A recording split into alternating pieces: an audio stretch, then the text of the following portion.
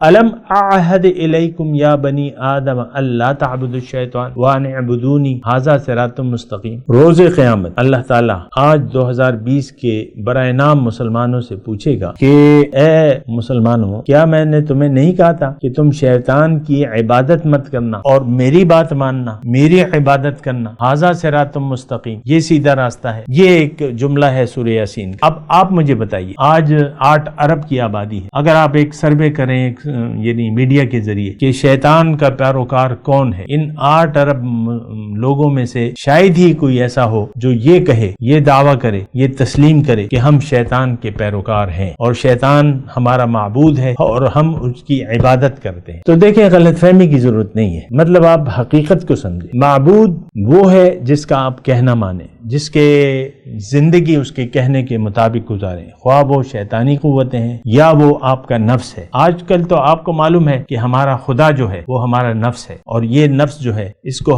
یہ ہمارا معبود ہے، اور یہ قرآن میں ہے، ارأیت من اتخذ الہہ ہواہ۔ کیا دیکھا ہے تم نے اس شخص کو جس نے اپنی خواہشات کو اپنا معبود بنا لیا ہے؟